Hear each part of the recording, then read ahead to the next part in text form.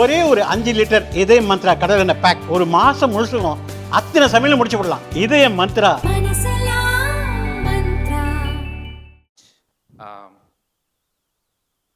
So let me start by trying to extract from Dr. Ram Madhav something more than what he said. So let me begin by asking him a simple thing. Dr. Ram Madhav, as was told, you are very prolific. You are multidisciplinary in your interests.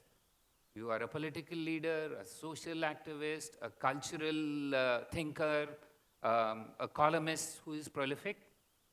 So in many ways you are what, if I was to use one term for a person, you are a polymath. That means you are multidisciplinary, know everything, a jack of all trades. But a jack of all who is a political leader, why is he interested in international relations?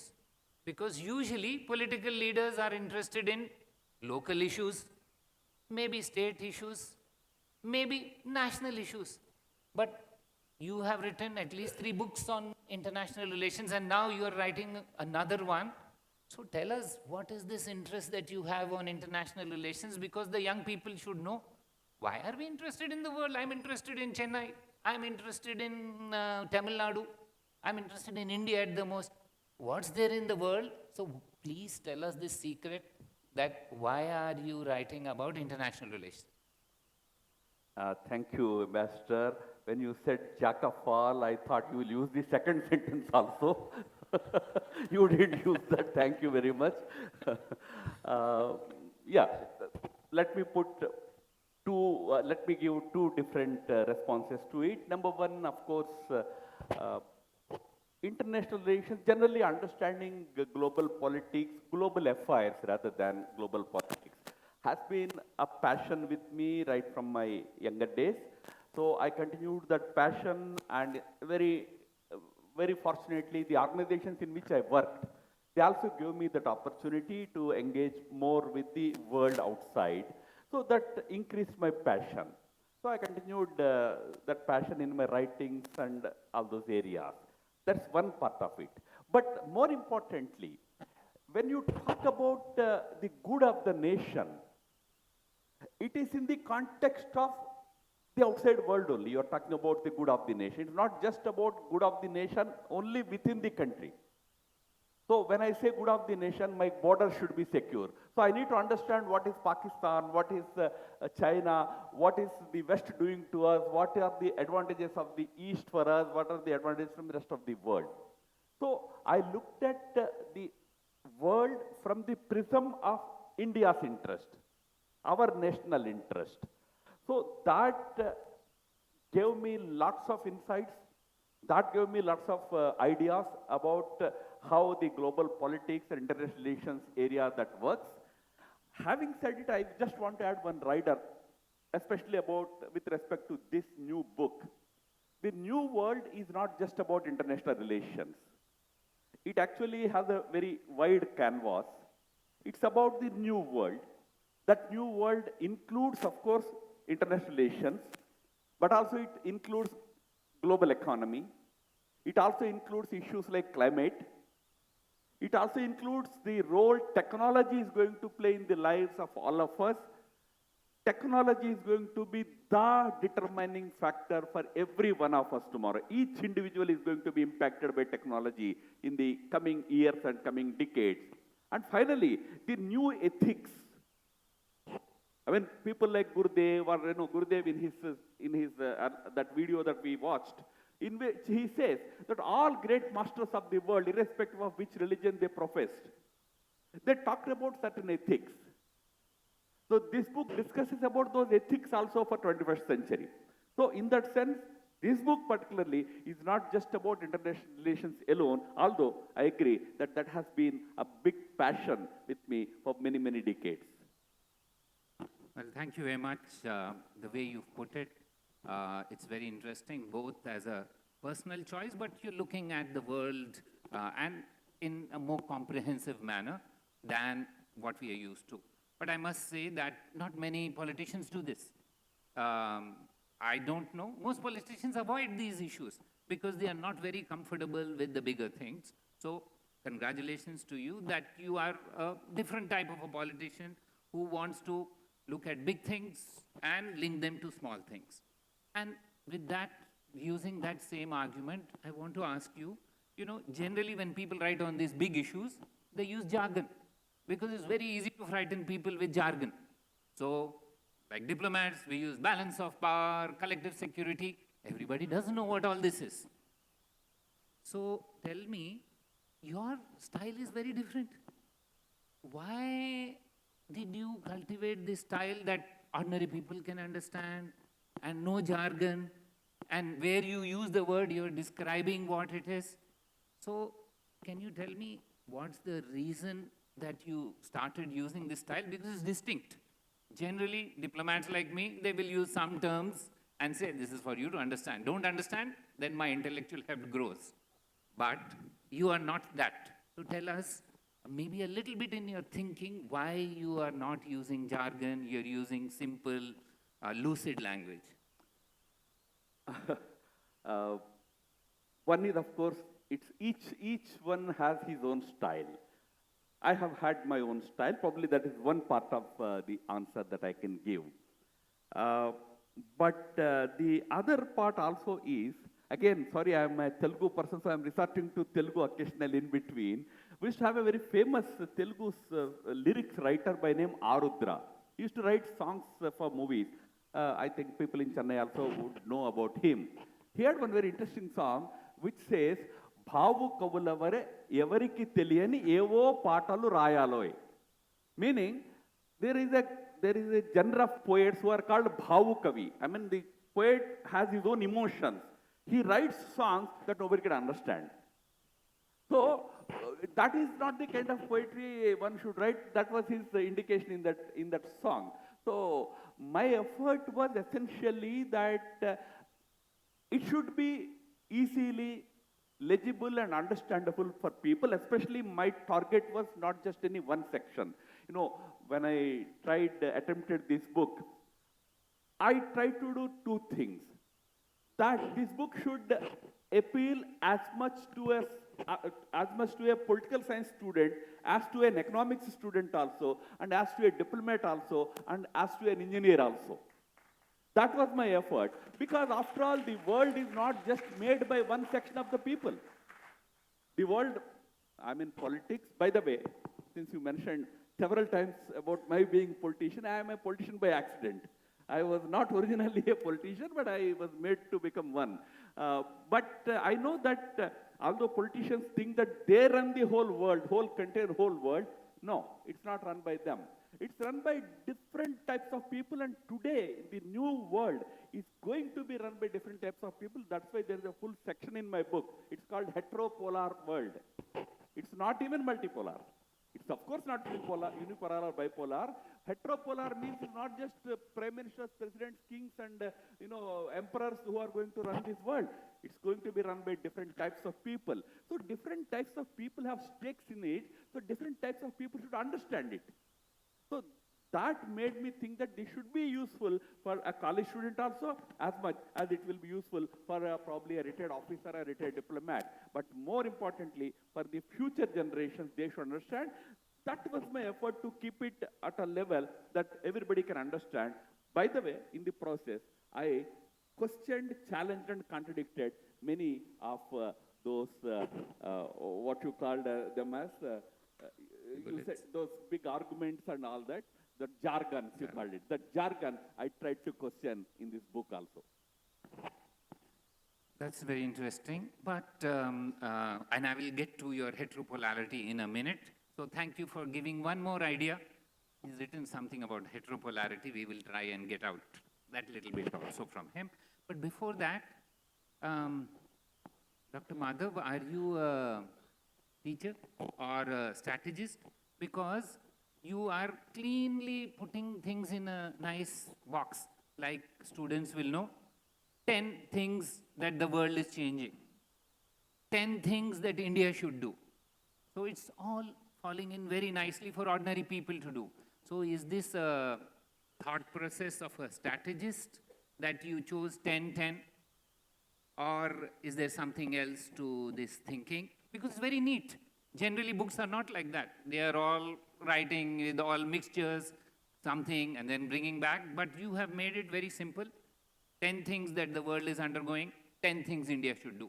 So if you know 20, if you remember 2 or 4 of them, you've read the book. So please tell us about these 10 and 10. It's a marketing technique also.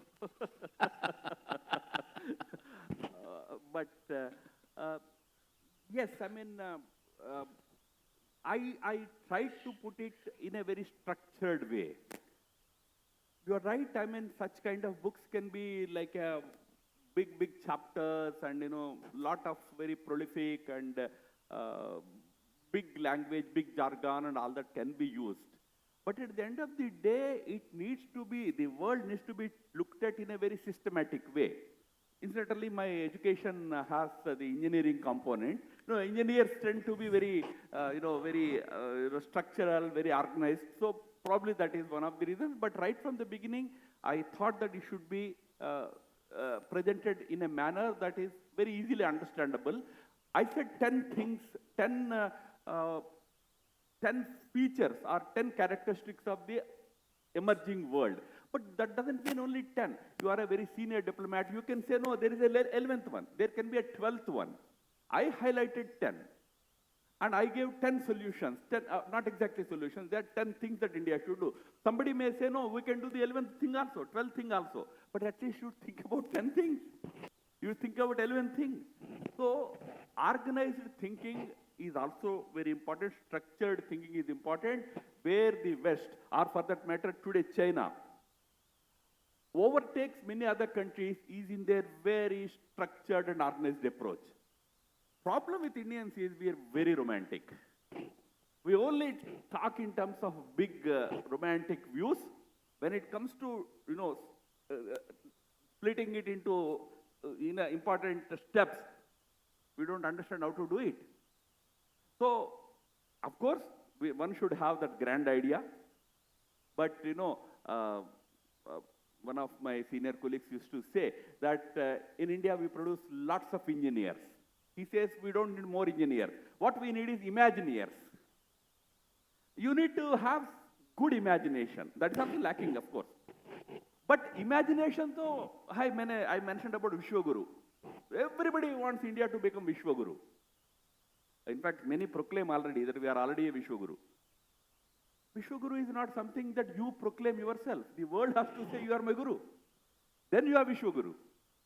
So to reach there, what I need to do? So my senior used to say that you have to have imagination, but also you do reverse engineering. If you have to be as it was mentioned by Gita ji, if you want to be Viksit Bharat by 2047, where should you be in 2045? Where should be in 2040? Where should be in 2035? Where should be in 2030? Do you do that reverse engineering, or you go in an ad hoc manner? अभी तो हम 4 पे है, 5 पे पहुंचेंगे. A big country, you will reach anyway. So we need to learn the art of organized thinking, setting those goals as in a very structured way. So that is what prompted me to put it in those kind of 10 plus 10 format. So thank you very much, both. But it's very appealing to students also that it's very clear in 10 things, and you said it's a marketing technique also. No wonder your book is doing very well. Okay, so let's pick up some of the 10 things that you said.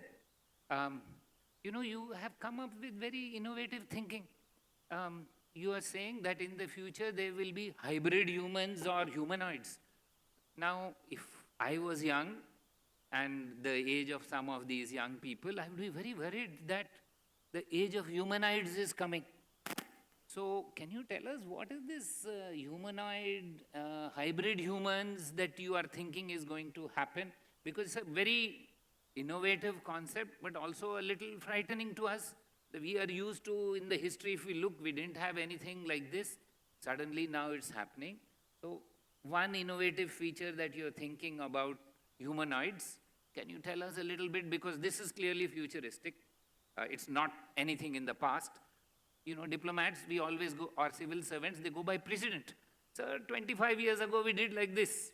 But there were no humanoids then to tell us what is this humanoids and what is it going to have an impact on all of us, especially the young, because humanoids may be coming in a few years. I may not be there certainly, but they will be there. Humanoids are already a reality. But since you talked about precedent, I want to start with a precedent which I mentioned in the book. 45,000 years ago, we used to have whom the scientists refused to recognize as humans until few years ago.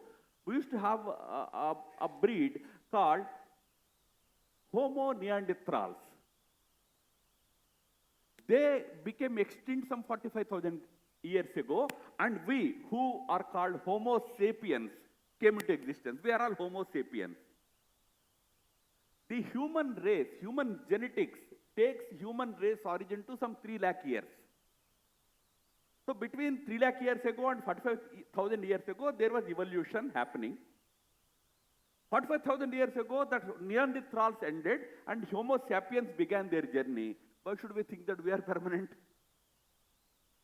Maybe in the process of evolution, we may also go. But I'm not saying we will go tomorrow or day after. That process is happening now. NVIDIA, you can check it on YouTube.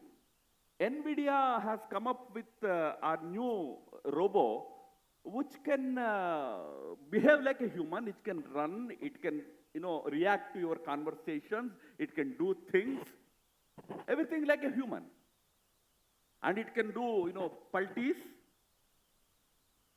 So, there are companies in India which have created robo mules in India to Indian Army. No, Indian Army doesn't have to carry its load on its backs.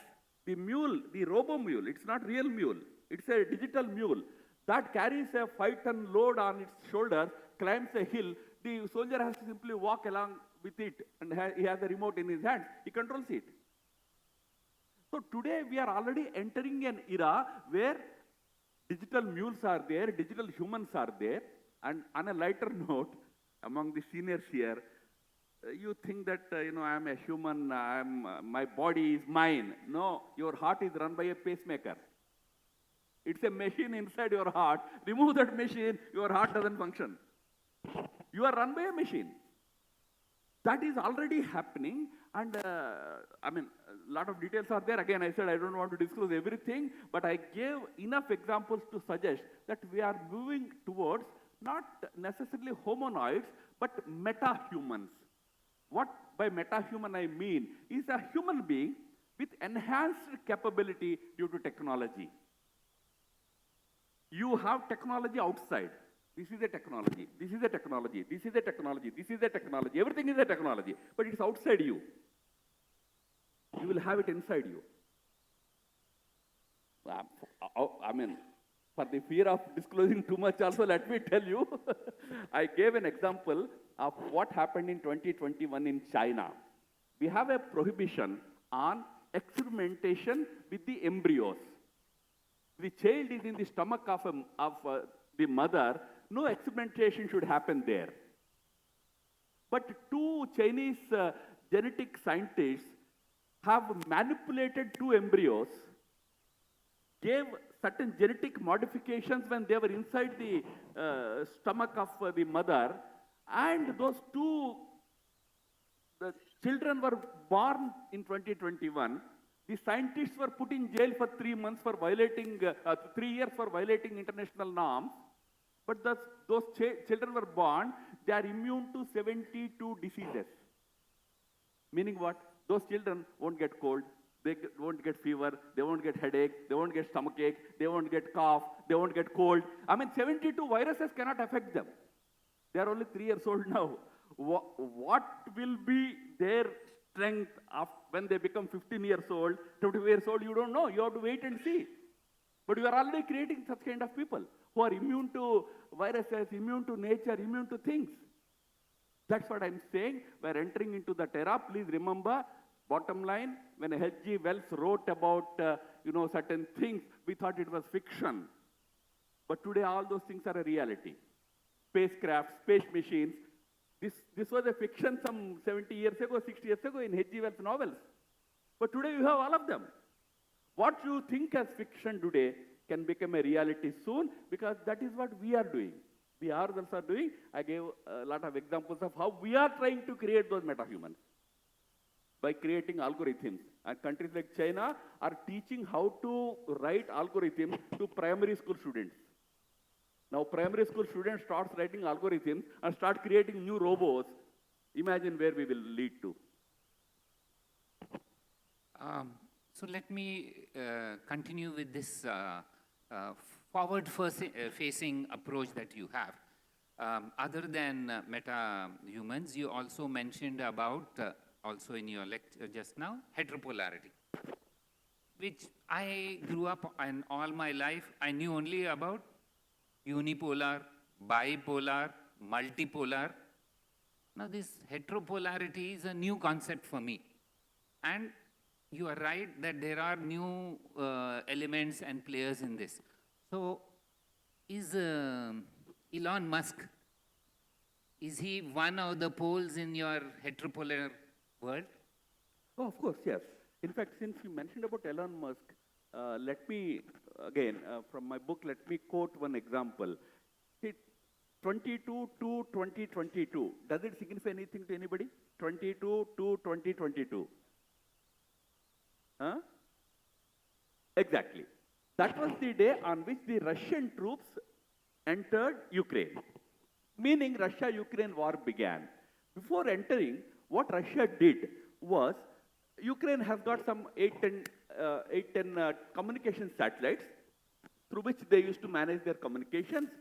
It corrupted the ground stations of all those satellites.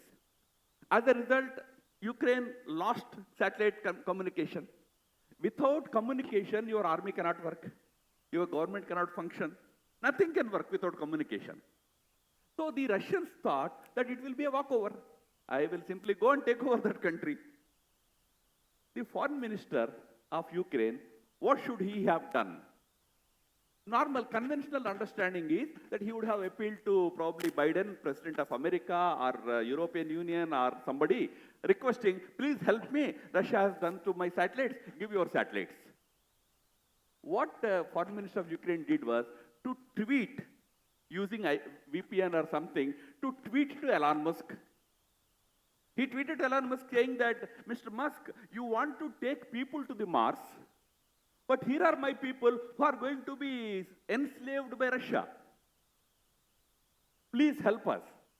Within 1 hour, Musk's reply came, I am with the people of Ukraine, don't worry. I have 500 small Starlink satellites in the Earth orbit. It's called low Earth orbit, LEO.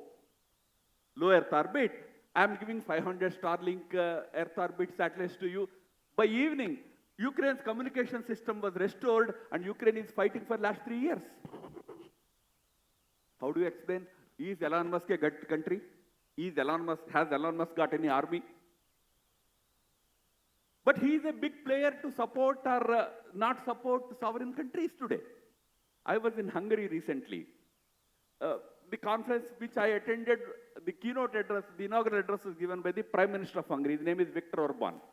Strong man, very powerful leader in Europe. Prime Minister of Hungary. He began his speech by saying, you know, the biggest threat that Hungary is facing today. I thought he will say it's facing from Russia, China, America, some country. He said, he is from George Soros. Who is George Soros?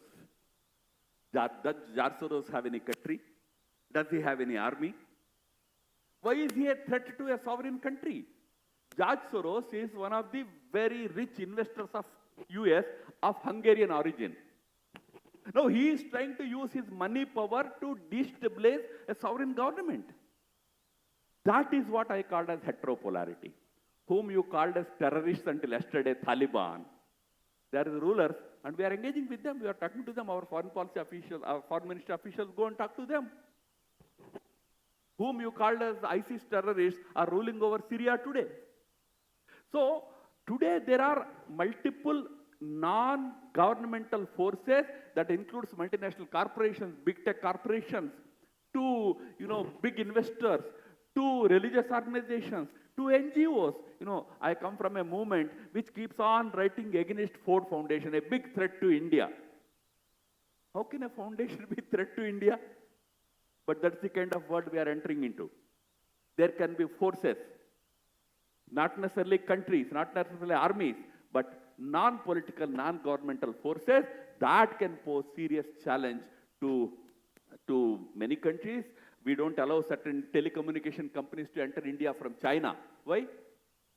Because that communication company can be a threat to you. That is the kind of world we are entering, which I described as heteropolarity. We know about multipolarity, where different countries become poles, important power centers.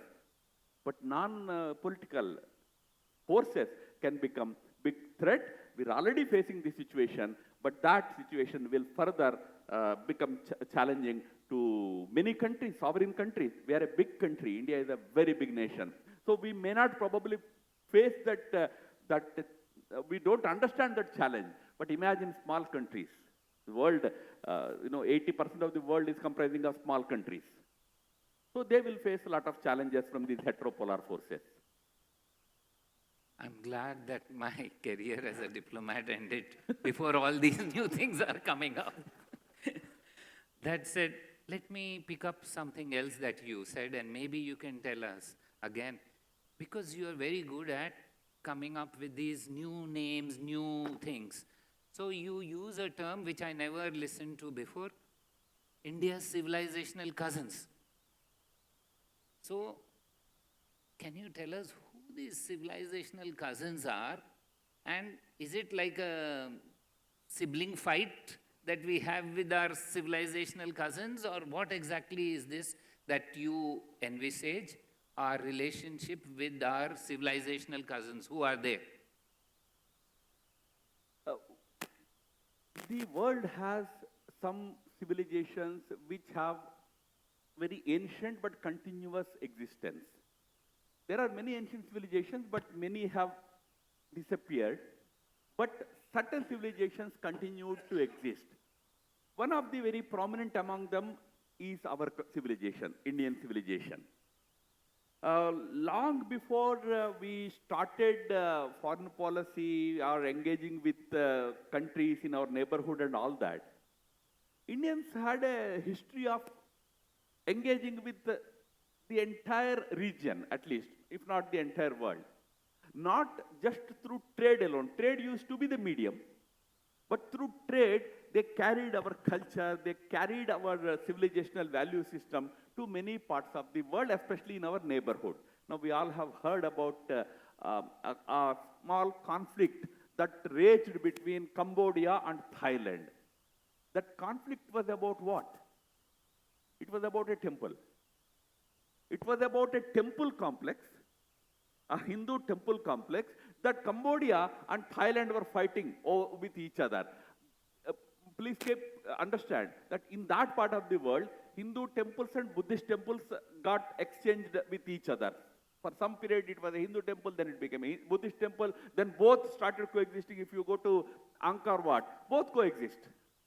In the same complex, there is Buddha also, there is Vishnu also. It's a very mixed kind of but all that went from India. Today they are fighting over it. They are not talking to India, they are talking to Donald Trump. We have to think about it. To resolve the problem of the temple, they are not approaching Narendra Modi or India. They are approaching Donald Trump or Prime Minister of Malaysia. But that aside, so India has had this kind of a vast cultural influence. We need to use it to strengthen our relations with these countries. Generally, to strengthen relations, since you have been a diplomat, you all used to do G2G and G2B for strengthening relations. Government to government and government to business. This is generally conventional understanding about diplomatic relations. I said that, no, why not P2P, C2C, culture to culture, civilization to civilization, people to people. The Korean ambassador came to meet me earlier this week. They have a new government, their foreign minister is going to come to India sometime later in this year. He said that in Ayodhya, we have a memorial for the Princess of Korea. भाई Prince of Korea को अयोध्या में क्या करना है? One of the kings of Ayodhya went to Korea and married the Princess of Korea. So in South Korea, there is a memorial for the princess and Indian, this fellow, the Ayodhya ka king who went and married her. There is a memorial there, Gimse or something, that place is. I visited that place. They have a nice memorial. A memorial was built in 2022 in Ayodhya for that princess. So that is the cultural relationship we enjoy. We have between us. Prime Minister Modi ji went to Indonesia, Jakarta in 2018, and the then President of Jakarta and our Prime Minister together unveiled a big statue in the main square of Jakarta. You know what was the statue? It was Gitopadesham. Indonesia में Gitopadesha कहाँ से आ गया? But that was the cultural relationship we enjoyed with that country. And the president of the country doesn't hesitate to have Gitopadesha in the main square of one of the main squares of their capital city. That, I said, is a civilizational relationship. We are civilizational cousins. We share those civilizational bonds. Here while ending, I mentioned one very important thing. There is a very famous book by a French author called The Hinduized States of Southeast Asia. It's not available, but it's a very famous book, very well-researched book. In that book, he says the Cholas, Prime Minister came here, released that coin in honor of the Cholas here. The Cholas sent their not exact armies, but their people on voyages to many of the Southeast Asian countries. So they went to these regions, and of course they took education, other things to those countries, and they also demanded that they should pay some taxes. But do you know what used to happen? When they collected that money to pay to the Chola king in Tanjavur, Tanjavur king used to say, okay, you have 10,000 rupees, I am sending another 10,000. Total this 20,000 should be spent on education, healthcare, temples, values and all that. That is the reason why you have temples right in Indonesia. Borobudur is a big temple complex. You have temples in Vietnam, you have temples in Cambodia, Thailand, but none of them ever said that Indians have colonized us. They instead said, we respect that culture even to this day. We don't say that about the British who came to India. We say that you colonized us because they exploited us, but whereas our people not exploited anybody, enriched societies. They gave education, they gave values. But are we using it to today strengthen the relationship? We have to use it further. That was my suggestion when I said we are civilizational cousins. That should be an important area for diplomatic engagement. Thank you very much. And I've been able to piece through 3-4 things in your book. One last thing before I open it up to questions from the rest. You also talk about dharmocracy. Now, all my life I grew up with the belief that it's democracy. I read again, is it saying that democracy or not? Spelling mistake. Yes, I thought, okay, maybe Dr. Ram Madhav made a mistake there. But then, tell us what is this dharmocracy? How is it different from democracy? Or is it the same and is it a spelling mistake by your publisher? Definitely not a spelling mistake. But you see, that was the last part of my book. I talked about building brand Bharat. At the end of all this effort, what is it that you want to do? Like, suppose the US wanted to have its influence over the entire world in the last century. So they prepared their country for that. They built their economy, strong economy. They built many other things in 50s. Sir, you know very well how America has rebuilt its whole system after Second World War. While doing that, slowly and gradually, they gained grip over all international institutions and they dominated the world. But before dominating, they built their strengths. Some people say India is too divided, India has this problem, that problem, caste problem, we have community problem, we fight with each other. I always tell that when US grew into a strong power, it had much bigger problems than us. You know, the racial problem was at its peak in 1960s. It cost the lives of presidents. It cost the lives of people like, Martin Luther King. They were killed.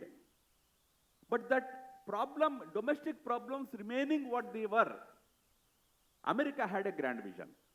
It worked towards it. It built roads. It built its economy while attending to its problems. So you can't say that I have so many problems. Who will think about world? You have to have that grand vision. Same is about China. China had many challenges in 80s. One of the most poverty-ridden country and lot of internal challenges. Communist Party had lots of challenges, but there was a leader called Deng Xiaoping. He had a vision. He said, okay, I have all these problems. For next 20 years, I will make sure that my country becomes great. He made China great in 20 years. Whatever China is today because of Deng Xiaoping. So what I'm trying to say is, while you equip India, those 10 things I said have to be achieved for India. Like India has to be a united country. You can't be quarreling over religion, over caste, over this and over that, over language nowadays. How can you impose Hindi? Nobody is imposing. But if you can have, if we two Indians coming from two neighboring states, we both come from Andhra Pradesh and you come from Tamil Nadu, we both speak in a foreign language. Because we have not had any other Indian language to be a link language between us. While we respect, we develop our languages, we can try and develop one Indian language as a link language also. It's not imposition, but it's a matter of pride. So, these quarrels have to be overcome. National unity, national prosperity, national security, national dignity, we have to do this. But together with all of them, you should have a grand vision, because once you achieve all this, then India is ready to become a big player. What will you tell the world? Same European slogans. You will also say, I am standing for democracy. Then they will say, okay, Baba, last century, so America stood for democracy. UK stood for democracy. What is it that you are offering to me? What is that Indian value that you are giving? That I called as thermocracy. We are, of course, Democrats, no doubt. But do you know, when Nehru was asked, what will be independent India? Nehru said, we will have Westminster model, the British model of democracy. This was Nehru's answer. Nehru was very convinced about it. Of course, we are all very proud to be Democrats today. We are a very great democratic country. But Gandhi was asked the same question. Gandhi said, you see, I don't understand this Western European jargon. Although Gandhi understood. Gandhi lived in Europe. But he was a very humble person. He said, I don't understand these big, big words. What I understand as far as India is concerned is, in India, whatever system you bring, you call it democracy or whatever, the weakest shall have as much power as the strongest. That's my democracy. So when you build a world which is influenced by India, can you ensure that the weakest nation shall have as much power as the strongest? No, I give you an example. Can United Nations, you served there, sir, can United Nations begin its speech order by alphabet? Why President of United States should begin it every time? President of United States gives the first speech. Why? Why should 5 countries have veto power in Security Council? India also wants it. We wanted to have a place. That's where I contested some of these jargons. We need a place in the high table of Security Council. 10 years ago it was okay. Now it's useless. My view, of course, ambassadors may dispute with me. The reason I tell you, India is not going to get as the 6th country. When India enters, together with India, another 5 countries are ready to enter. They say, if you give to India, you have to give to me. Germany is not there, because Germany was Hitler's Germany, so it was rejected at that time. Germany is a big country. It will also ask. South Africa will ask. Brazil will ask. There are 5 other countries. With 5 countries with veto power, today UN is at a standstill, not able to do anything. You can't get one fellow declared as a terrorist. You can come and kill 100 people in India, but you can't call him a terrorist because China objects it. One country vetoes it. Imagine, with 10 countries having veto, will it function? So that's why I said, don't go after these things. That is passé now. Think and of building a new order. That new order should be imbued with your ideas. That is what I meant by thermocracy, not just politics. One last example I give you. World Economic Forum in 2024, this is new messiah for us. They will tell what should be the economic model. World Economic Forum, Geneva mein hai. They will give you good papers and country after country follows it. They gave a new paper 2024. They said, now the capitalism should be stakeholder capitalism. There's a paper. You can Google it. You will get it. Stakeholder capitalism by World Economic Forum. What is stakeholder capitalism? What they are saying is, you see, capitalism means the investor, the company. Generally what it thinks about is the profits for its shareholders, right? If I'm a company, I have 10,000 shareholders, I should make sure my shareholders are happy. But World Economic Forum is saying today, no, that's not enough. You have to, of course, make sure your shareholders get enough profit, but also you have to think about a larger society in which you are working. That society should be happy. When Gandhiji said we should be trustees of our money, dharma katrutva, that is also trusteeship also is the same idea. But we never offered it to the outside world. The World Economic Forum is saying the same thing in a much coveted language. No, it is stakeholder capitalism we are all lapping up. We have ideas. We need to have the strength to articulate the 10 things I said, those 10 things we have to achieve. Once you have, you should be prepared to give your ideas to the world. What kind of world you want, you should be able to tell that. That I call as dharmocracy, but we have not worked on it so far. We want to become Vishwa Guru, but Vishwa Guru banke kya karoge? We don't know.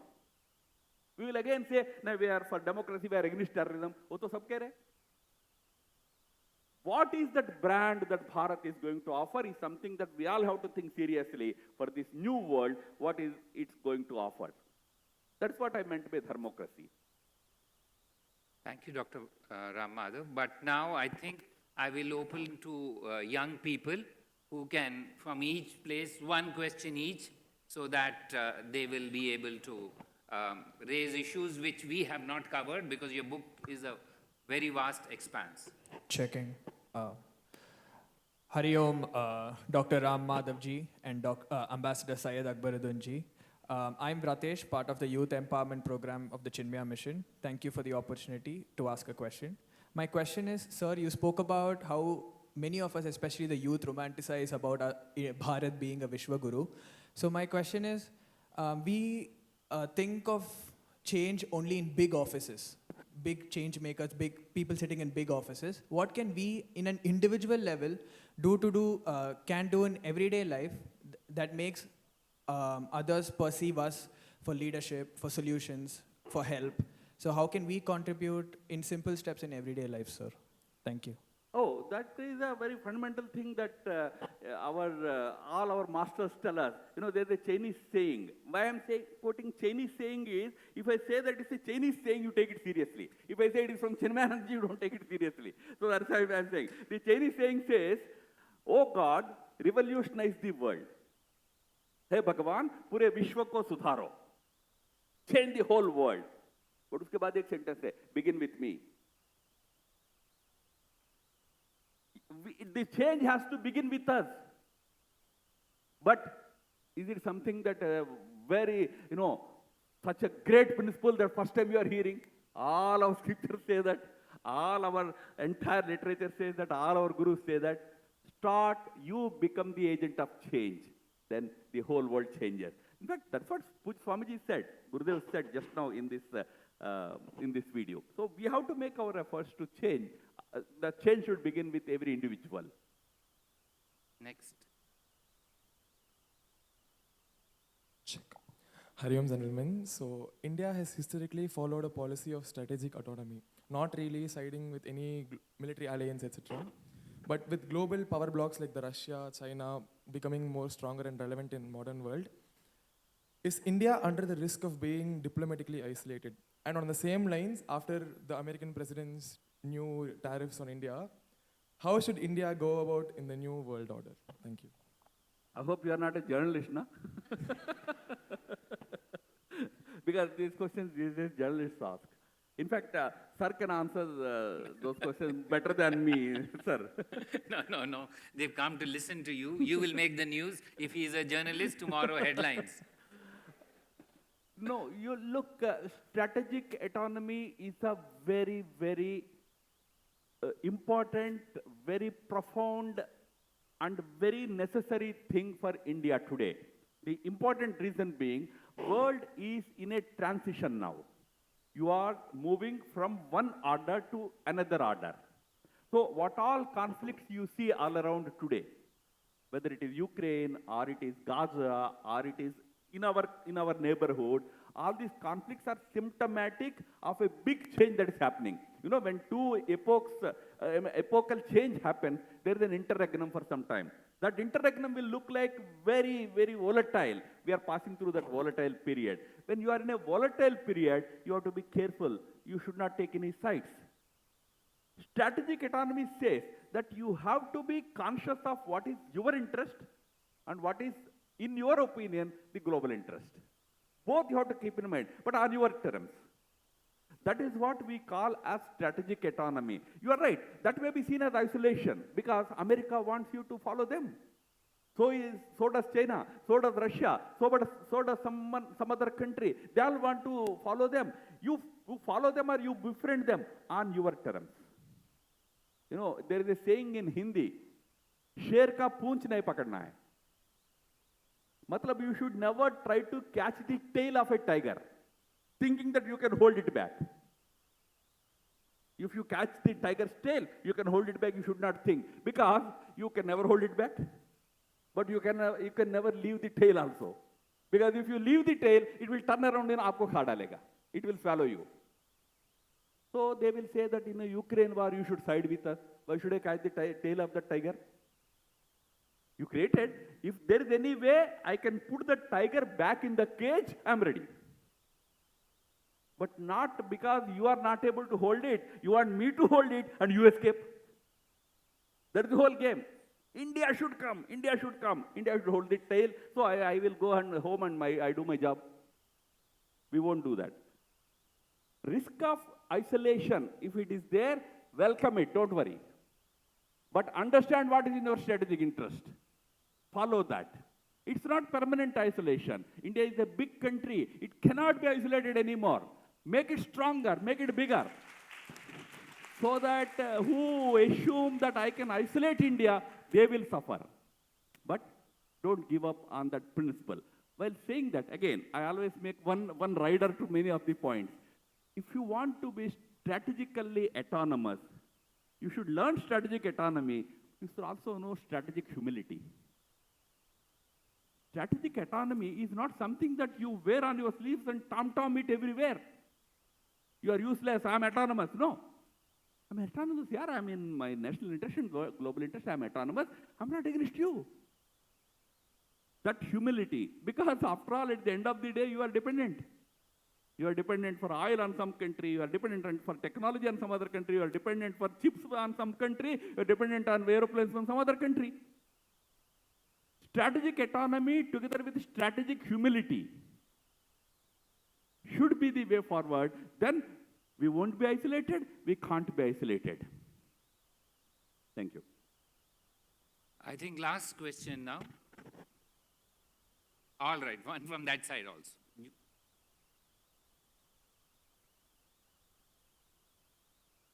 Sir, actually, what is your opinion about, like external and internal conflicts, threat from US, like, unspecified penalties by buying oil and weapons from Russia, and then trade tariff, and then like imposing GM crabs, injecting workism through liberal democracy, and then threat from China, like proxy war through. Yeah, I got it. Yeah, you see, I got it. My opinion, you're asking about these things, right? Yes. Yes. There cannot be one answer for all the questions internally and externally, but generally I'm saying, you see, we play cricket, right? We sometimes play what is called friendly match. Two teams, friendly match they play. In friendly match also there will be googlies. You should know how to duck. That's the job of Ambassador Akbaruddin and others who man our foreign ministry, external affairs ministry. They know how to duck these googlies. Oh, कभी googly डालेगा Trump साहब? He's a big player. He's a very good player. But he's a very good friend. You know, he keeps telling Modi is my good friend, but still he will throw a googly. We will duck it. We will know how to handle that googly. Because we know at the end of the day, we both have to live together, work together, progress together, because we share same value system.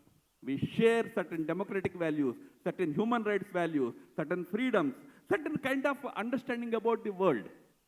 So we will be together. There will be temporary hiccups. So that is where the maturity, that's where the skill of our mandarins, we call them, our foreign affairs mandarins, depends. But I would, since you asked, I would like Ambassador Akbaruddin to say something about it. Sir, you have done it in all your life, so you know better than us. So, we have to make a difference between differences and divisions. Anybody has differences, but it's our job to not to expand those cleavage into sharp divisions. And that's what all of you should be focusing on. Differences, husband and wife have differences, civilizational cousins have differences, states have differences, we have all those differences. But that doesn't mean to say in the bigger picture, we are talking of the arc of history, which is a large picture, look at it. In that picture, so when we go outside, who recognizes us as what? Immediately they will say Indian. They are not going to say from Madurai or from Egmore or from Hyderabad, etc. Our identity is shaped as Indians. So let's be very clear that our civilizational identity, wherever we grew in this part of India, I told you, I never met Pujya Swami Chinmayanandji, but my life has been shaped by so many people, wherever I am. So just be clear, if you live in this civilization called India, your identity is shaped as an Indian, and the rest does not matter, because there will be different shades of Indians. And that's what the world looks at. That's what we should be proud of. So I'll leave it at that. Last question, maybe before we do that, maybe one young lady should speak. One girl, yeah. One young lady, or young at heart. Anyone? Lady? Oh, that Hari Om. Yes. Here also, yes. Hari Om. I am Preeti, a part of Youth Empowerment Program by Chinmaya Mission. So my question is that we have been talking about the so-called proclaimed superpowers of the global order. My question is, why is it declining? Why is it going down? And how can India use that opportunity to grow? Maybe we should take that also. Yeah, we take together and then we'll answer.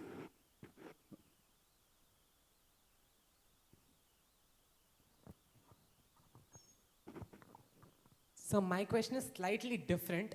Could you elucidate the relations between India and China in terms of the string of pearls and the necklace of diamonds in context of the new world, the 21st century global order? Thank you, sir. Are we done? That girl, because you offered Yes. to her first.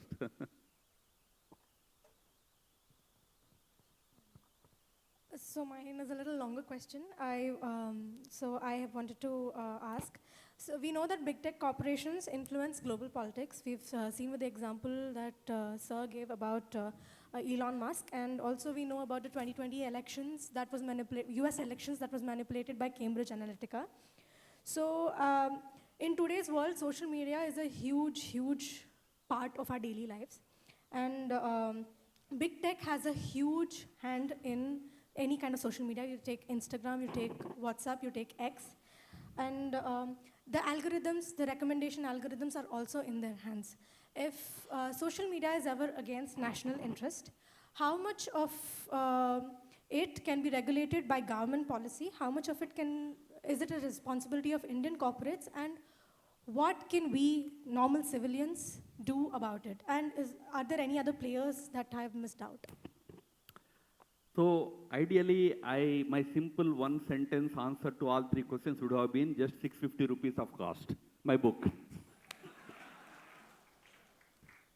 But I can only say that why the Western powers are on a decline today, there are multiple factors. It's not just they are declining, it's also that others are rising. When others rise, naturally the bigger powers see some kind of a decline. When I say decline, please remember, it doesn't mean America will disappear or Europe will disappear. They will be there as important poles of our world, undoubtedly.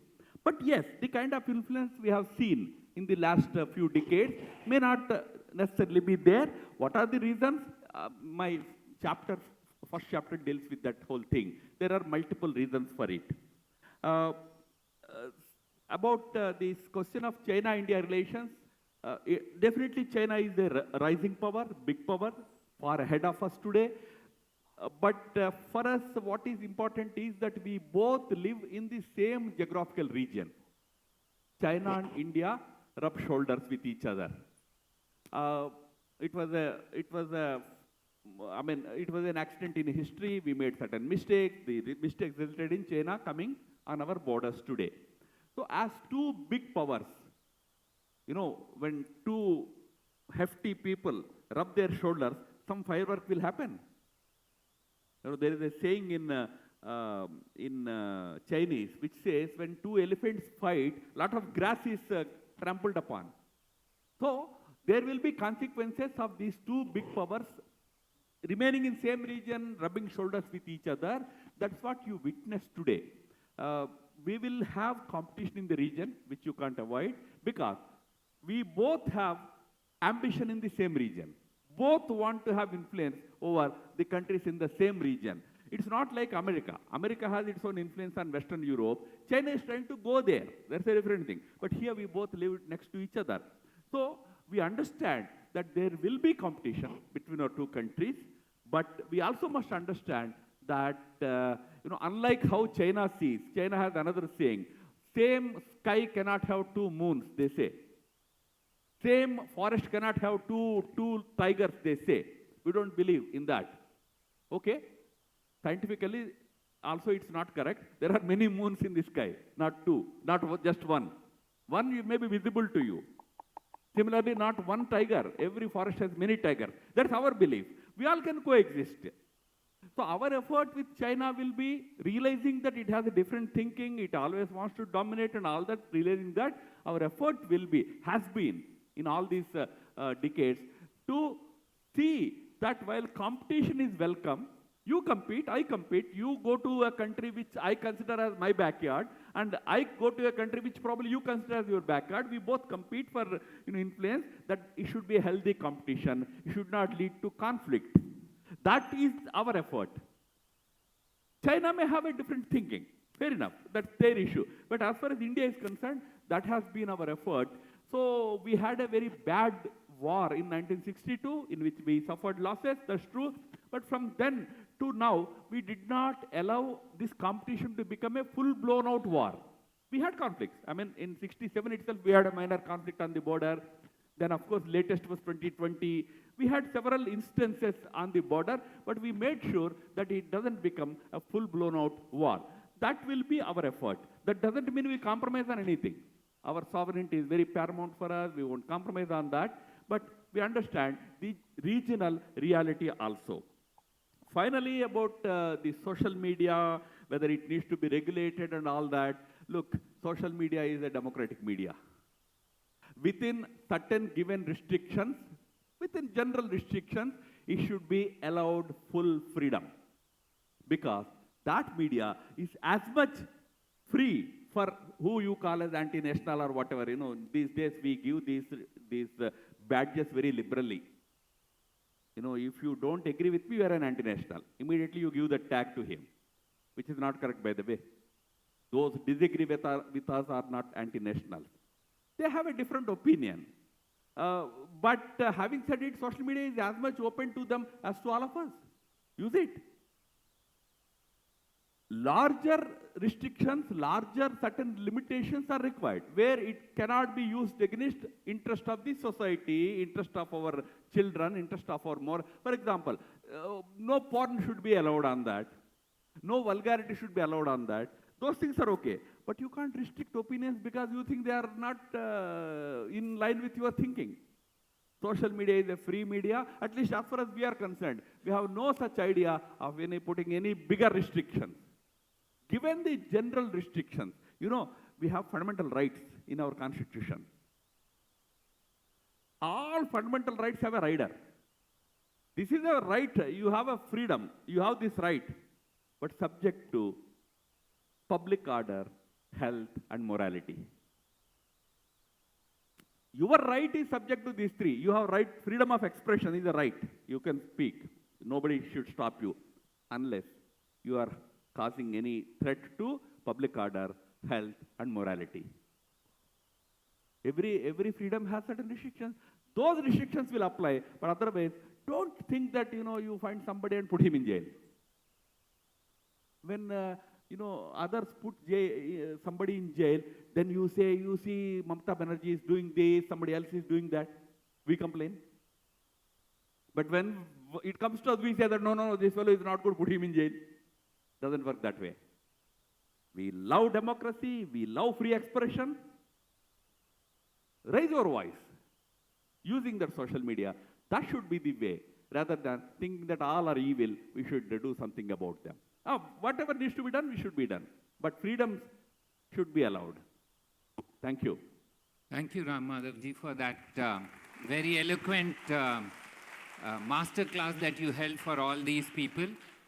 The one thing that they can all take away from here is that you are very balanced in your views. You give one view, then you try and balance it with the other view, and that's what diplomacy is all about. We wish you all the best in your efforts, and the young people will go back with the belief that balance is what they should strive for, because hardline views of one side or the other don't reflect the reality of India as it is. So thank you very much for that wonderful session. Please join me in thanking him.